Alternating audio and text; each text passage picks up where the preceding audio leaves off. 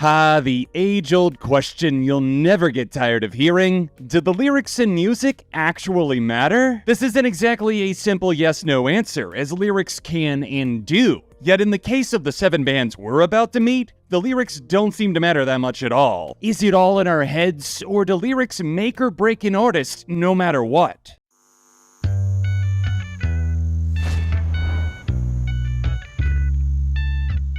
Hey neighbor, it's 7 on Sunday. Ever found yourself lost in the mesmerizing melodies of a song, only to realize you have literally zero clue what the lyrics are saying? You are not alone. I swear I always hear the lyrics wrong or sing them wrong and embarrass myself in front of the karaoke crowd. And in this episode, we're diving into the bizarre world of bands where the lyrics take a back seat in favor of the musical experience.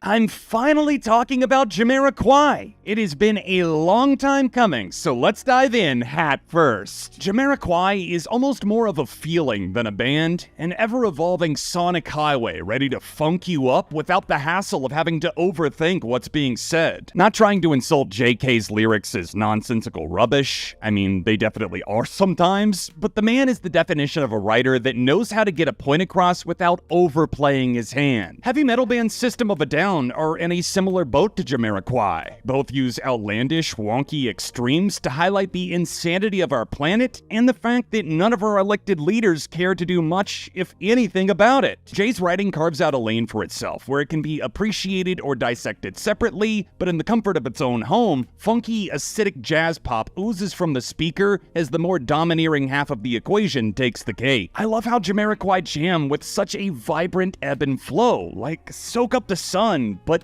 don't underestimate the power that is the emotional anchor JK.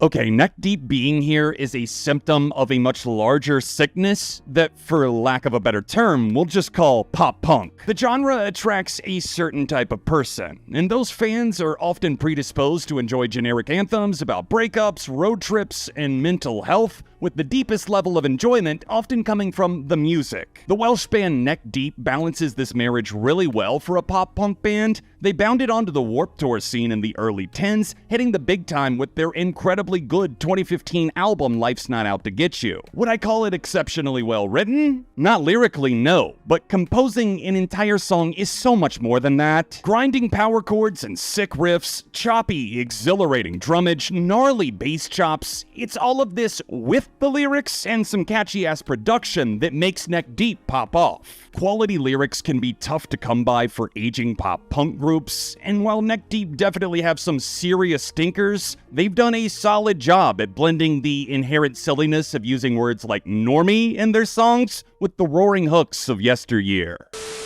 If you're enjoying today's SOS, take a quick second to leave a like and subscribe so you don't miss out on all of my upcoming videos. It helps out my channel a ton, so thank you, and let's get back to it.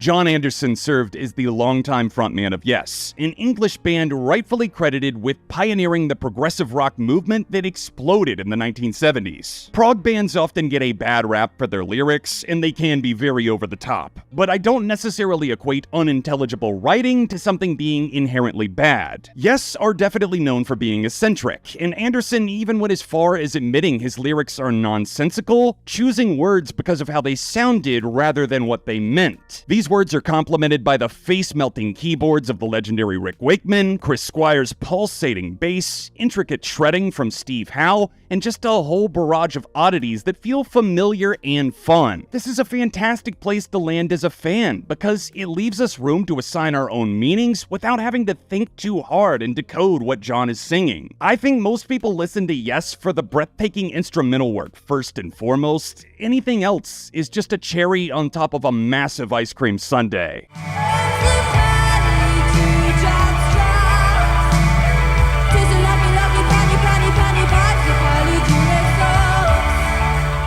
In the long-running debate of do lyrics actually matter, there's one band that could bite back with a very unique answer. Cocteau Twins formed in 1979 and were fronted by the elegant Elizabeth Fraser. They put out 8 studio albums before hanging it up permanently in 1997, leaving behind a masterfully woven legacy. The intricacies of this Scottish group's sound were vast. The dream pop atmosphere always felt like a safe haven for the ears, as Liz's incredibly unique vocal and lyrics always knew how to best serve the song. Liz slowly began retooling her approach to writing lyrics after their 1983 debut, Garlands. By the release of Bluebell Knots in '88, Cocteau Twins were practically famous for having impossible to decode singing. Media outlets hounded them for answers, with Liz eventually explaining, combining words in different languages that I couldn't understand just meant that I could concentrate on the sound and not get caught up in the meaning. No meaning? But if there's no meaning, then how will I know what to think? Think about anything else. The majestic layering, immaculate production that still somehow sounds fresh, the hypnotic drums.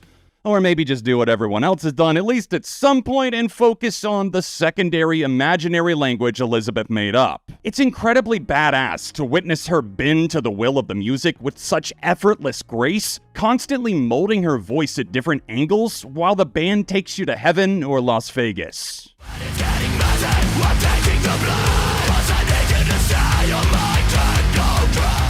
Comedy and music? It's a match. Swipe right. Every single time? Absolutely not. And given that both art forms are incredibly subjective, here's one that surely won't split anyone. Electric Callboy. The German metalcore comedy troopers looked like the last dying breath of MySpace when they debuted in 2010. Their entire gimmick was screamed vocals over electronicore breakdown beats with indistinguishable lyrics about parties, booze, and sex. That aged about as well as their old band name, but luckily for us and them, the Callboys turned it around completely by playing into the meme instead of self-destructing. Putting the focus on singles with the over-the-top bizarre music videos is the smartest move Electric Callboy has ever made. We got The Moves, Techno Train, Hypa Hypa, Spaceman. All of these have videos racking up tens of millions of views each, which in turn boosts their fanbase, album sales, everything. They pulled off the moves very few could by keeping their heaviness, evolving the gimmick, maximizing the hooks, and by trusting the process knowing that they're onto something huge. You don't walk into Electric Callboy's house expecting Shakespeare, you know? It's bands like this that give us an outlet to turn off our brains and rock the fuck out to the aggressively good vibes.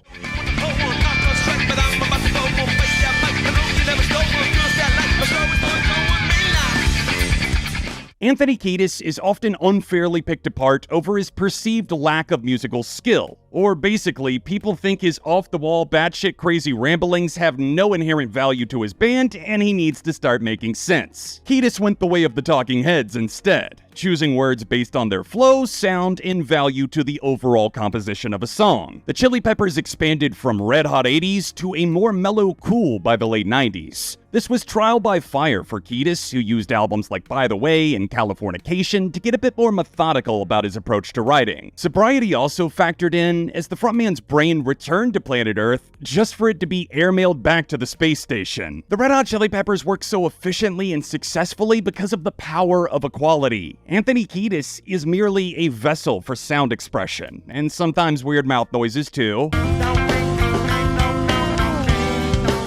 Flea is ridiculously good at slapping bass, John Frusciante is a guitar god, and Chad Smith is a literal beast that kills anything you throw his way. The Red Hot Chili Peppers achieve excellence not through poetry, but through fluidity, because of course you can sing along to their hits. Some definitely have more meaning than others, yet the music is undoubtedly the biggest hook they have.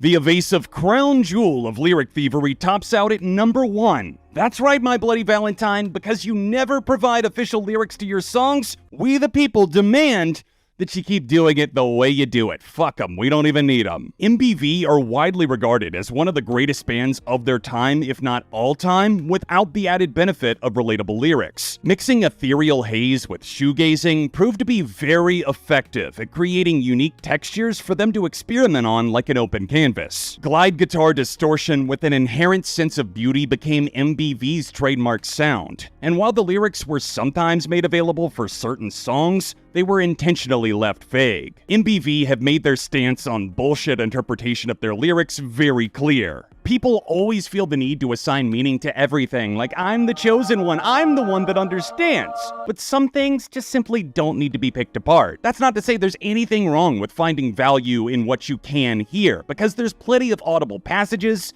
It's just that that was never meant to be the focal point, rather a sail to keep the ship on course. That's a wrap on SOS. If you liked it, like the video, that helps me out a ton, and take to the comments with your thoughts on any of the bands I covered. Don't forget to subscribe for when I do part 2, suggestions welcome, follow me on the gram at ARTV John to see behind the scenes, and I'll see you next time.